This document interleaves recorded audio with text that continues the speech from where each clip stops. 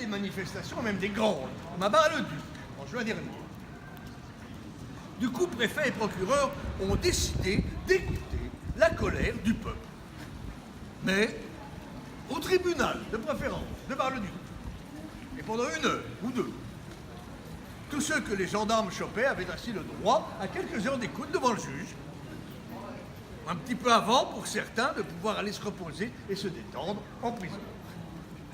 C'est simple. Quel rapport avec cette graine, cet arbuste que nous allons planter symboliquement aujourd'hui? Eh bien, c'est le souhait de Loïc Schneider, l'un de ceux qui ont eu la chance d'aller en prison ces derniers mois. Lui est incarcéré depuis septembre. C'est un opposant au projet du centre d'enfouissement des déchets nucléaires de Bure.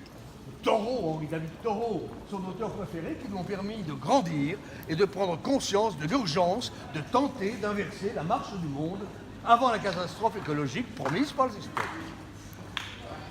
Il a grandi également grâce, ou plutôt à cause, des événements qu'il a vécu. Imaginez. Ça marque un jeune que d'être à quelques mètres de Rémi Fraisse, un jeune naturaliste le soir de sa mort, à Sivens, tué par une grenade de la gendarmerie quelques mois avant que le projet de barrage dans ce coin du Tarn soit annulé et déclaré pas d'intérêt public.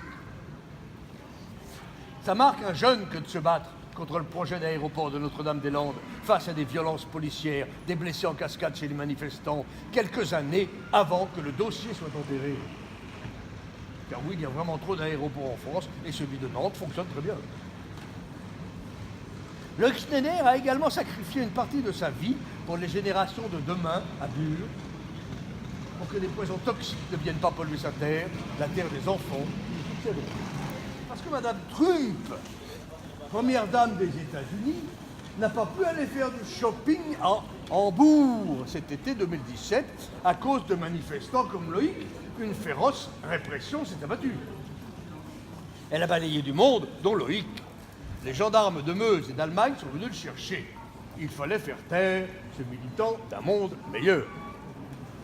La suite, vous la connaissez. Loïc Schneider est incarcéré à Hambourg. Son procès venant de débuter devant durer 6 mois. Avec un dossier vide, aucune preuve réelle de ce qu'on l'accuse. C'est d'ailleurs la constatation de bien des avocats et magistrats d'Hambourg en ce moment, qui sont bien embêtés. Mais bon, il faut des coupables. En résumé, nous allons planter cette graine pour Loïc et tous les emprisonnés de Bure, et il y en a. Une graine symbole de la lutte contre le projet de centre d'enfouissement, contre le nucléaire et son monde, qui va germer, ne pas cesser de grandir. Comme cette lutte, d'ailleurs. Une graine en signe d'espoir, et peut-être un arbuste, qu'on replantera à sa sortie de prison, dans le bois-le-jus, libéré. Je terminerai par une citation que Loïc aime particulièrement. Elle nous vient de Henri David Thoreau. Je rêve d'un peuple qui commencerait par brûler les clôtures et laisser croître les forêts. C'est le sang du martyr qui monte et va fleurir. Debout l'aurore brille, les compagnons. Debout l'aurore brille, les compagnons, avançons. C'est le temps des semences, les compagnons.